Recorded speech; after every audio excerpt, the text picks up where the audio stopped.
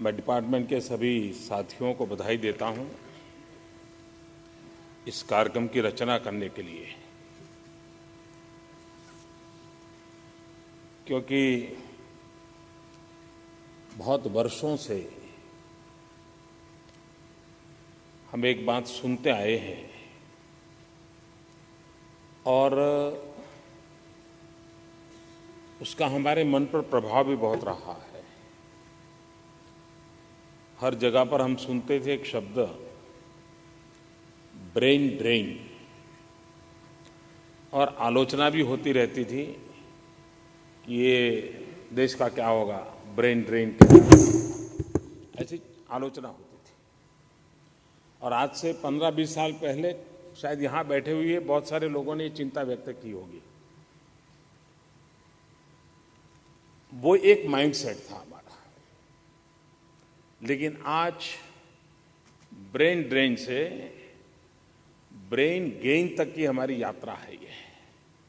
और अब brain drain से बाहर निकल करके, उस सोच से बाहर निकल के ब्रेन गेन के लिए हमारी क्या स्ट्रेटेजी होनी चाहिए, उसको हमने सोचना चाहिए।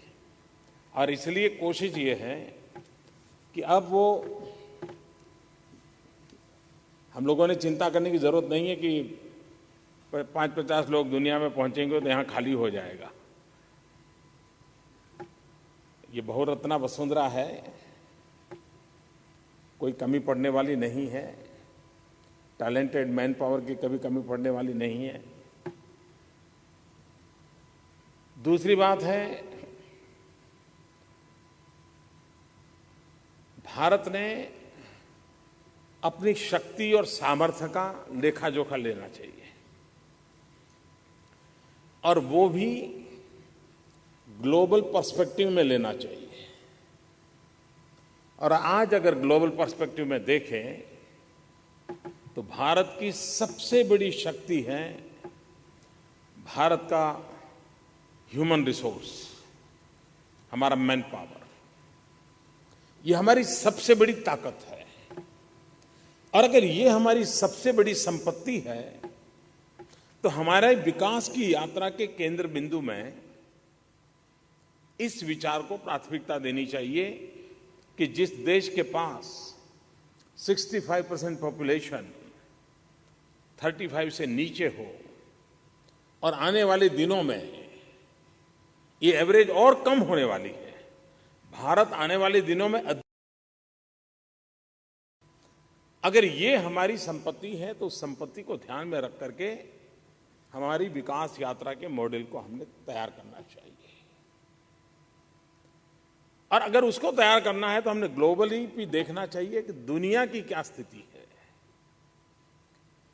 कितना ही डेवलपमेंट किया होगा, टेक्नोलॉजी की नई नई ऊंचाइयों को पार की होगी, उसके बाद भी विश्व का बहुतेक हिस्सा ऐसा होगा आने वाले दिनों में जो मैन पावर के बिना एक प्रकार से हैंडीकैप हो सकता है।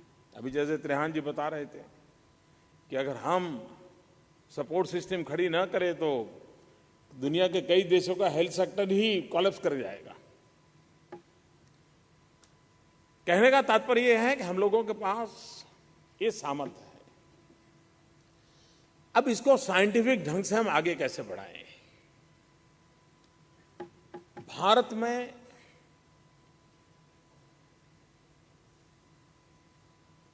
व्यक्तिगत संबंधों के कारण कोई मिडिल ईस्ट में चले गए होंगे, वहां कोई मजदूरी की शुरू की होगी, कोई 5 लोग पहले गए होंगे, फिर 50 को ले गए होंगे, फिर एक जिले के ज्यादा लोग उसी देश में चले जाते होंगे, वो परंपरा चली होगी। लेकिन इस बात को इंस्टीट्यूशनलाइज करके इस सेक्टर में काम करने वाले सब लोगों का सहयोग लेकर के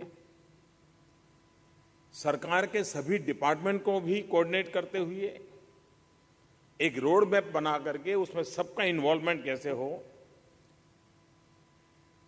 हमारा डेस्टिनेशन क्या हो, हमारे वे एंड मीन्स क्या हो, इन सारे विषयों में जब तक हम वैज्ञानिक तरीके से आगे नहीं बढ़ेंगे, एक परफेक्ट मैकेनिज्म खड़ा नहीं करेंगे, तो तो इतनी बड़ी संपदा होने के बावजूद भी उधर लोग वर्कफोर्स के लिए तरसते होंगे और इधर हम काम न देने के कारण तक परेशान रहते होंगे। और इसलिए समय रहते हम ग्लोबल रिक्वायरमेंट को ध्यान में रखते हुए अपनी कार्य योजना को करना चाहिए। और उसी दिशा का ये महत्वपूर्ण एक प्रयास है कि जिसमें दुनिया के देश के लोगों से मिले, बैठे, बात करें। सार्क देशों ने विशेष रूप से उसमें योगदान दिया है और मिल बैठकर के हम किसकी क्या आवश्यकता है उसको सोचे समझे और उसकी दिशा में हमारा जाने का प्रयास है। एक तो हमने ये काम करने की भी आवश्यकता है और मैं चाहूंगा उसमें राज्य सरकारें हो सकती हैं, प्राइवेट कंपनियां और इस फील्ड में काम करने वाले लोग भी हो सकते हैं, भारत सरकार भी हो सकती है। सबने मिलकर के काम करना पड़ेगा। हिंदुस्तान में भी हमारे पास जो भी वर्कफोर्स है उसमें भी अलग अलग इलाके की अलग अलग ताकत है, अलग अलग विशेषताएं हैं। जो काम कर्नाटक की तरफ का नौजवान कर सकता होगा, संभव है कि आसाम का नौजवान उस प्रकार से काम नहीं कर पाएगा। लेकिन जो काम आसाम का नौजवान कर पाएगा वो शायद कर्नाटक का नहीं कर पाएगा। तो भारत इतना विशाल है कि हमारे यहां जो मानव संपदा है उसकी शक्तियों में भी अनेक विविधताएं भरी पड़ी हुई है। हमारा काम होगा कि हम इस प्रकार के शक्तियों का मैपिंग करें। अब देखा होगा हमने स्पोर्ट्स, हमें मालूम है कि कुछ ही इलाके से स्पोर्ट्समैन मिलते हैं, हमें सब जगह से नहीं मिलते। इसका मतलब ये नहीं हर जगह पे खेल नहीं चल रहा है। स्कूल में तो खेल तो हर कोई खेलता है। तो एक भूभाग की विशेषता बनी होती है। आप देखे होंगे मैथमेटिक्स में अच्छे स्टूडेंट कुछ ही इलाके होंगे जहां से बेस्ट क्वालिटी मैथमेटिक्स स्टूडेंट मिलते होंगे, तो एक ट्रेडिशन डेवलप हुई होगी। हमने हमारे पास जो ये मानव संपदा है उस मानव संपदा का किस भूभाग में किस प्रकार का स्वभाव है, जरूरी नहीं एक प्रकार का होगा, अनेक प्रकार का होगा। उसमें प्रायोरिटी हम तय करें, फिर फोकस वहीं करना चाहिए। ये जरूरी नहीं है कि हर प्रकार की टैलेंट, हर प्रकार की स्किल हिंदुस्तान के हर कोने में डेवलप हो, आवश्यक नहीं है। मान लीजिए हमने एक स्टेट को 2 स्किल के लिए बहुत महत्वपूर्ण माना और उसी को सेंटर फॉर एक्सीलेंस खड़ा किया और हिंदुस्तान भर में जिसको उसमें रुचि हो उनको वहां ले गए और वहां जो लोग तैयार हो उनको दुनिया में जहां जरूर है वहां एक्सपोर्ट किया। तो आप देखिए कि हम इतना क्वालिटेटिव अपना काम को इंप्रूव कर सकते हैं। और इसलिए एक महत्वपूर्ण काम है हमारा अपना मैपिंग। दूसरा महत्वपूर्ण काम है ह्यूमन रिसोर्स डेवलपमेंट। जब तक हम हमारे मैन पावर को तैयार नहीं करते, मान लीजिए हमारे कारपेंटर है, इस कारपेंटर को यूएई में काम मिल रहा है। अगर कोई एक यहां छोटी सी भी इंस्टीट्यूट हो, प्राइवेट हो, जैसे कोचिंग क्लासेस चलते हैं, अगर कहीं पर एक कोचिंग क्लासेस कोई चलाता है प्राइवेट अपना कि भाई 25-25 ऐसे युवकों को जिस देश में जाने वाला है वहां की मैनर क्या होती है, खान पान क्या होता है, 5-50 ऐसे वाक्य याद कर ले तो क्या अर्थ होता है। अगर आपने उसको इस प्रकार से भी सॉफ्ट स्किल डेवलप किया तो उसके बाद जो रियल स्ट्रेंथ है उसके प्लस सॉफ्ट स्किल हो गई तो उसका वैल्यूएशन कितना हो जाएगा।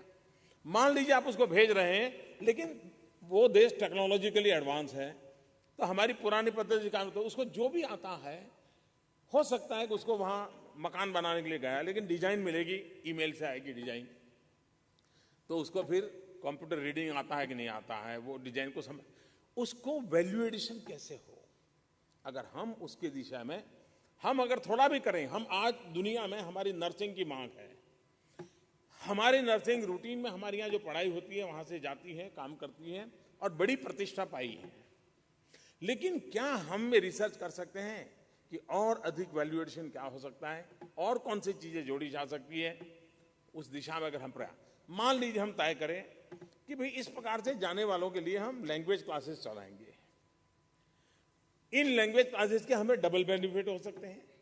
हिंदुस्तान में अगर हमें टूरिज्म बढ़ाना है और हमारे पास इस प्रकार के लैंग्वेज क्लासेस हैं तो कुछ लोग विदेश जाएंगे, लेकिन जो यहां रहेंगे वो लैंग्वेज जानते होंगे, तो टूरिस्ट के समय जब जरूरत पड़ेगी हमें वो काम आएगा।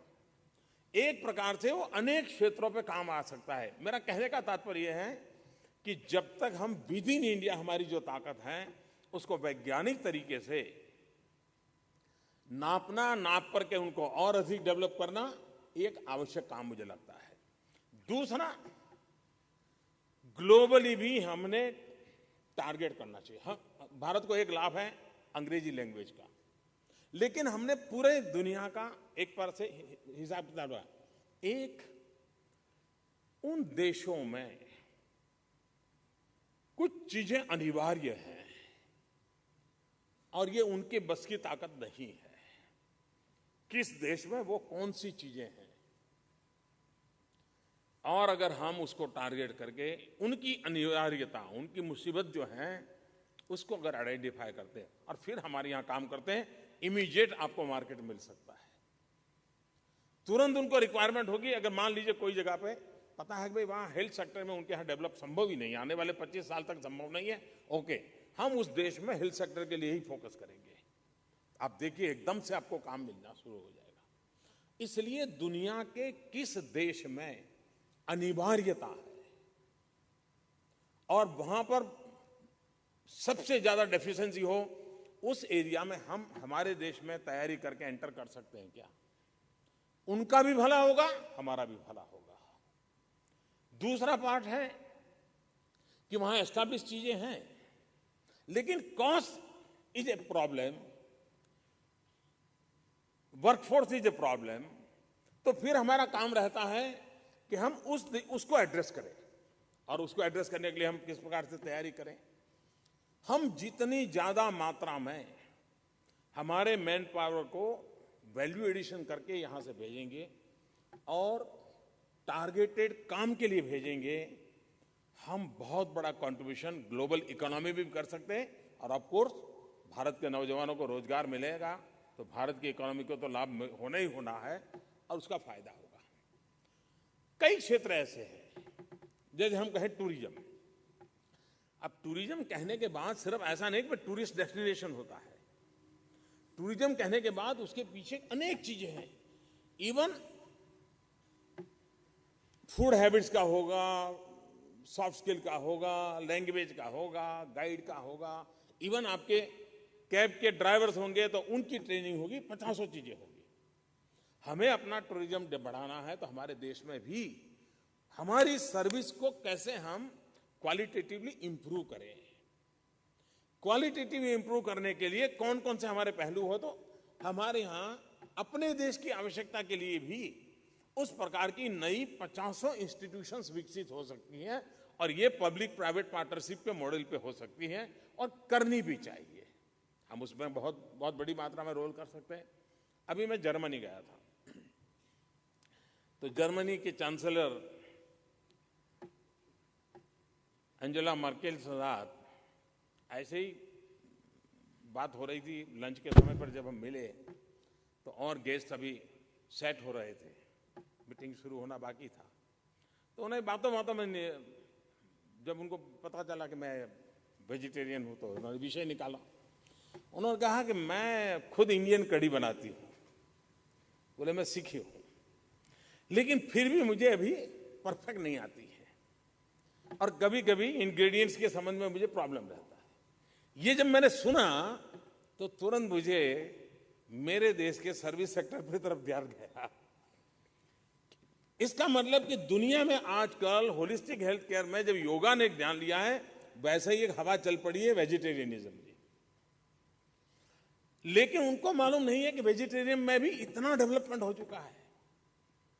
क्या हम इस दिशा में सर्विस देने का तय करें? हमारी जितनी यहां बड़ी बड़ी होटल वाले हैं, वे अगर दुनिया के लोगों को इस प्रकार से सिखाने का काम करें, स्पेशल क्लासेस करें, इवन टूरिस्टों के लिए भी पैकेज बनाए, 3 दिवस कुकिंग क्लास, 3 दिवस फील्ड विजिट, आप देखिए सर्विस के कितने पहलू हो सकते हैं, कितने प्रकार से उसको पढ़ाया जा सकता है, हम कितने नए इनोवेटिव हैं, क्योंकि हमारे पास विपुल मात्रा में मानव संपदा है और कुछ चीजें ऐसी हैं कि हम उस सेवाओं को दे ताकि हमारी अपनी प्रोडक्ट भी साथ साथ चली जाए।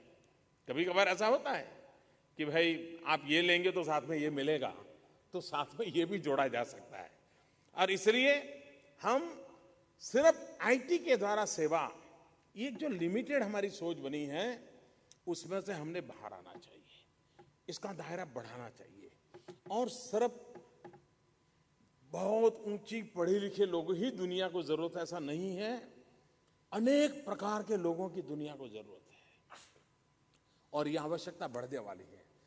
और इसलिए हमने हमारे सेवा के लेयर्स, मल्टीपल लेयर पर सेवा के हमने दायरे पर सोचना होगा। वो अगर हम करते हैं तो हम बहुत लाभ, देश की सेवा करेंगे, दुनिया की भी सेवा करेंगे।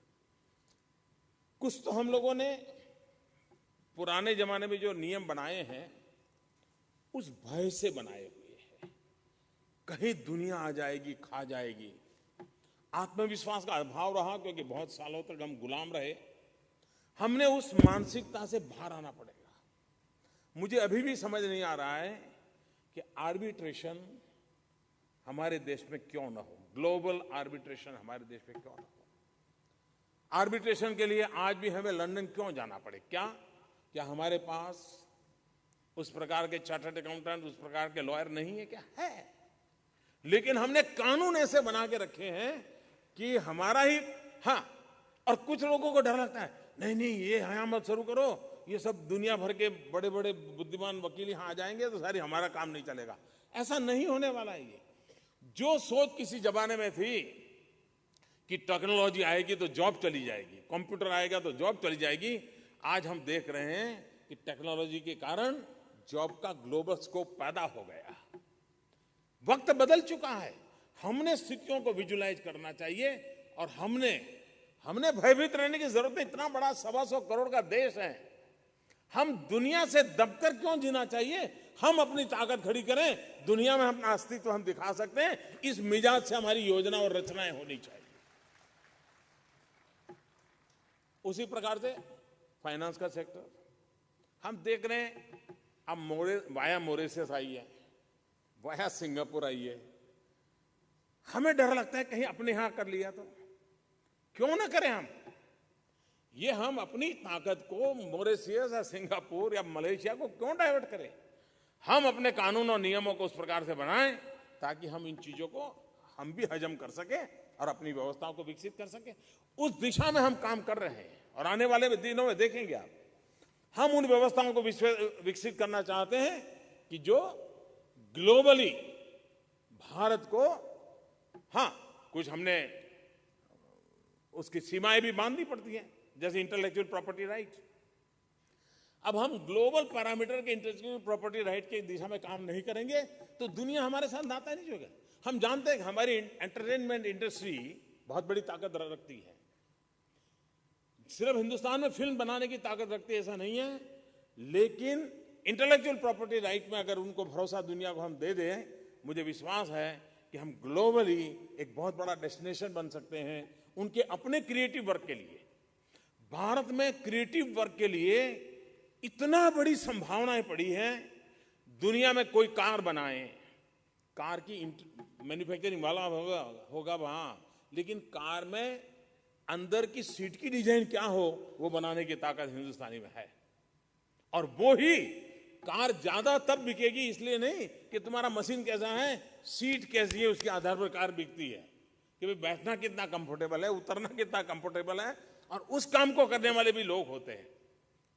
सर्विस, क्रिएटिव सर्विसेज, इसके लिए हमारे पास इतनी संभावनाएं हैं और हम उसका लाभ उठा दें। आज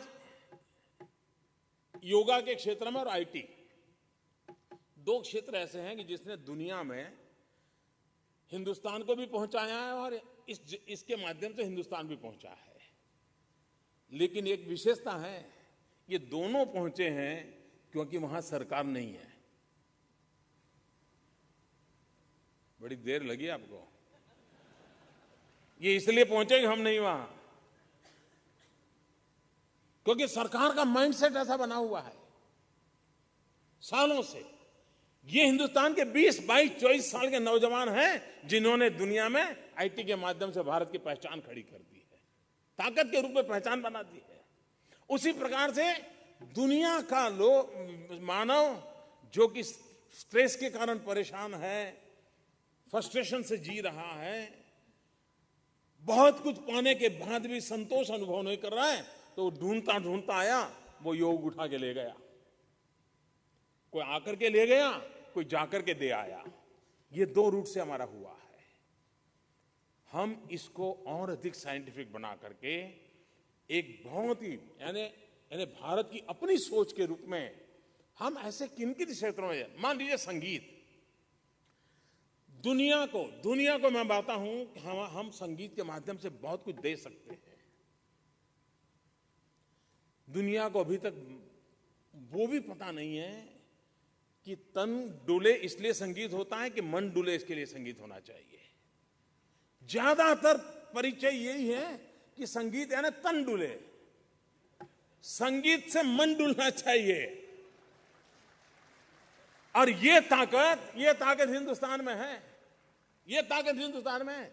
ये देश है कि किस प्रहर में कौन सा राग हो, किस बीमारी में कौन सा राग हो, बालक अवस्था है तो कौन सा राग हो, निवृत्त अवस्था हो तो कौन सा राग हो, यहां तक जहां वैज्ञानिक काम हुआ हो, क्या दुनिया को हम ये सेवा नहीं दे सकते हैं? फिर से एक बार गुरु शिष्य परंपरा रिवाइव हो और मान लीजिए हिंदुस्तान में 1000 अच्छे सितार वादक हैं और एक दुनिया के 1000 शिष्य उनके यहां आ जाएं, उनके यहां रहे, सितार सीखे, साल भर का अपना गुरु दक्षिणा दें और वापस चले जाए।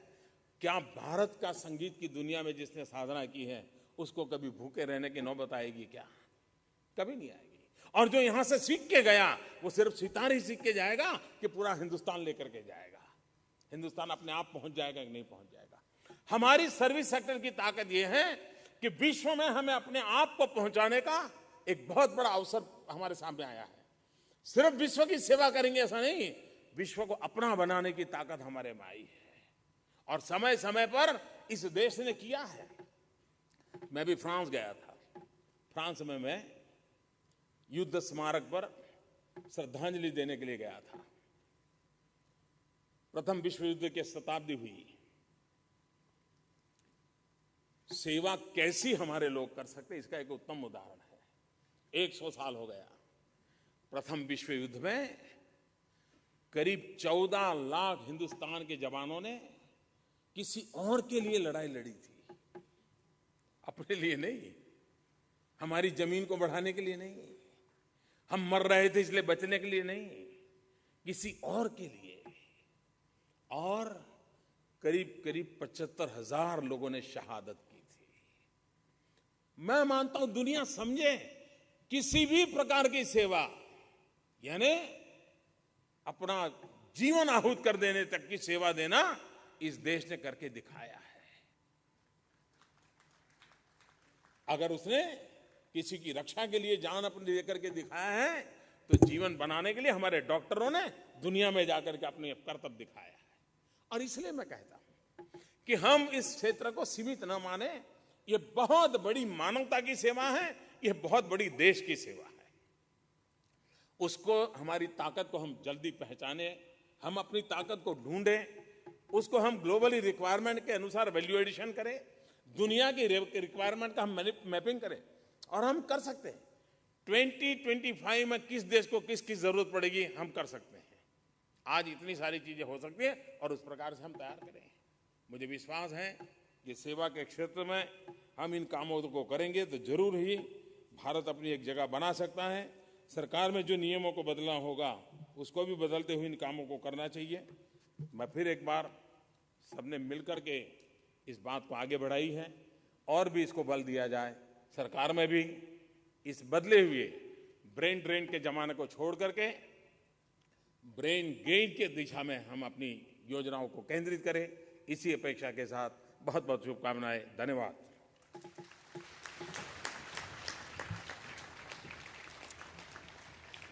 Thank you, sir, for those very inspiring words. And finally, to propose a vote of thanks, Shri Sumit Mojumdar, President,